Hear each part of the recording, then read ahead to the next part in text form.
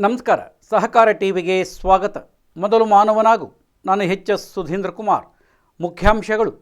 ಸಂಘಾನಿಯವರು ಇಫ್ಕೋ ಸದನ್ನಲ್ಲಿ ಅಮ್ರೇಲಿ ಮಹಿಳೆಯರೊಂದಿಗೆ ಸಂವಾದ. ಭಾರತೀಯ ರೈತರ ರಸಗೊಬ್ಬರ ಸಹಕಾರಿ ಲಿಮಿಟೆಡ್ನ ಅಧ್ಯಕ್ಷ ದಿಲೀಪ್ ಸಂಘಾನಿ ಅವರು ಶುಕ್ರವಾರ ಇಫ್ಕೋ ಸದನದಲ್ಲಿ ಅಮ್ರೇಲಿಯ 35 ಮಹಿಳಾ ಸಹಕಾರಿ ಪ್ರತಿನಿಧಿಗಳ ನಿಯೋಗದೊಂದಿಗೆ ಸಂವಾದ ನಡೆಸಿದರು. ಸಹಕಾರಿ ಚಳವಳಿಯಲ್ಲಿ ಮಹಿಳೆಯರು ಹೆಚ್ಚುತ್ತಿರುವ ಪಾತ್ರವನ್ನು ಎತ್ತಿ ತೋರಿಸಿದರು.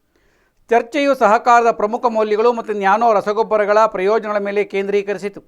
ವಿಶೇಷವಾಗಿ ಇನ್ಪುಟ್ ವೆಚ್ಚವನ್ನು ಕಡಿಮೆ ಮಾಡುವಾಗ ಕೃಷಿ ಉತ್ಪಾದಕತೆಯನ್ನು ಹೆಚ್ಚಿಸುವಲ್ಲಿ ಅವರ ಪಾತ್ರ, ಮಹಿಳೆಯರ ಸಕ್ರಿಯ ಭಾಗವಹಿಸಿಕೆ ತಳಮಟ್ಟದ ಸಂಸ್ಥೆಗಳನ್ನು ಬಲಪಡಿಸಲು, ಸಮಗ್ರ ಗ್ರಾಮೀಣ ಅಭಿವೃದ್ಧಿಯನ್ನು ಸಾಧಿಸಲು ಪ್ರಮುಖವಾಗಿದೆ ಎಂದು ಸಂಘಾನಿ ಒತ್ತಿ ಹೇಳಿದರು.